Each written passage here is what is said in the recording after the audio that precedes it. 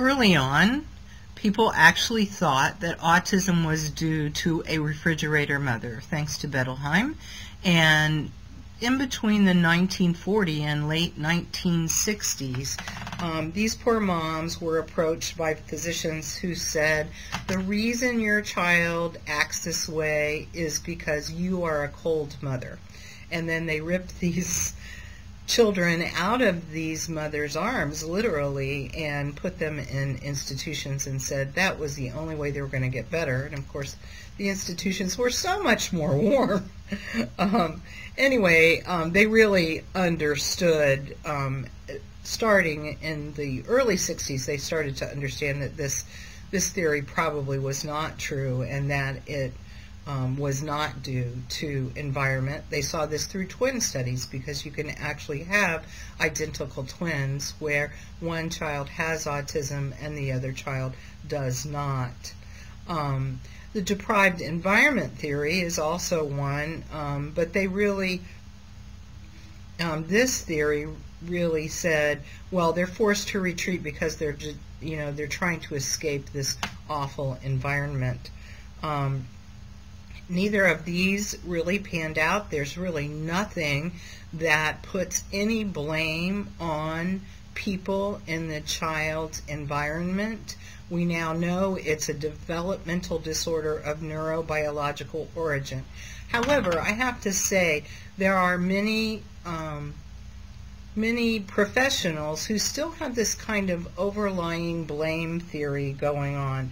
And so it's really important that we support our parents, and we're advocates for our parents in letting them know we really understand it's not their fault, and really, really support them and not kind of accruing more guilt. I'll give you a really good example.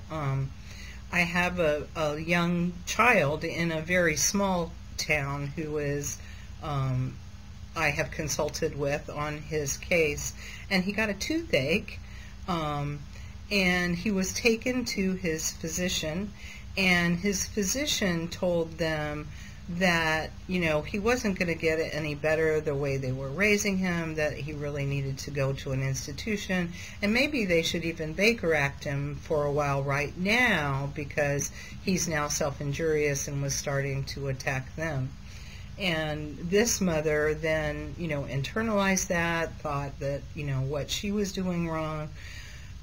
They finally called me, and I said, well, bring him over, let's see what's going on, because he had never been violent before, and he had a toothache. So while this doctor never said, it's your fault, he implied that, and when you're a parent and someone says even a little bit of something that maybe you're guilty and something you did caused your child harm, it's overwhelming. So please be really aware that parents come to us. Many times professionals don't know what they're doing, and so they get a mistrust of professionals early on. And two, parents come to us raw emotional state, and we really need to help them move forward and give them our support and understanding. We know now that there is a definite genetic basis to autism, and they've even noticed that neural development can be seen differently as early as 20 to 24 days after conception, and that there is a difference in fetal development in cerebellum and neurodevelopment. However, it's not a one-to-one correspondence, so there's no test right away that can tell us this. There's no simple dominant genetic kind of basis for autism as we see in other syndromes such as Down syndrome. It's a recessive pattern, so it comes from both sides of the family. There's an interaction between several genes, and those genes are not the same in each child with autism. So one set of genes may produce autism in one child and not produce it in another. So it's very difficult and complex, and it's called polygenic. So 10 or more genes interact to produce ASD, and it's not always the same 10 genes.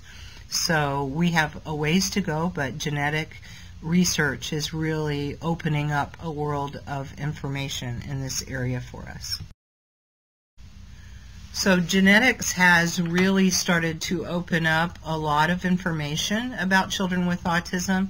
So they studied twins, and they saw a little disparity in the concordance rate. In other words, if you have an identical twin, does the other one have autism? And if you have one child with autism, there's 60% chance the other child will also have autism. There's a 92% chance for an associated communication or social disorder. So notice this is not 100%, so we can't say that autism is totally genetic. There are other factors that have some influence. If you have fraternal twins, there's a 5 to 10% chance that the other twin will have associated communication disorders. Family history. Approximately 3% of siblings have autism, and another 3% show related disabilities. So if you have one child with autism, you're 6 to 8 times more likely to have another child on the spectrum. So family history is quite important. There are strong histories of psychiatric issues, language learning, and social problems in these families, sometimes on both sides. There are increased rates of arthritis, lupus, ear infections, and other autoimmune disorders. Now we're just going to take a minute and look at study methodology. Here are some ways that we can examine brains. One is to look at brains through neuroimaging, such as event-related potentials, or CT or PET scans, MRI, fMRIs. So those let you look at how the brain reacts to something that's happening, or you can examine a brain after death, although there are problems with that because you can't see a functioning brain after death. You can only look at structural issues. Then we can look at studies of typically developing people and make inferences on what might be different in children with autism. That's all conjecture and guess. Or we can create animal models. So we alter neural systems in an animal and see how they behave and try and recreate autism in an animal. However, there are significant differences between human brains and animal brains, but that's where lots of good research starts, with animal models, even though that is quite controversial.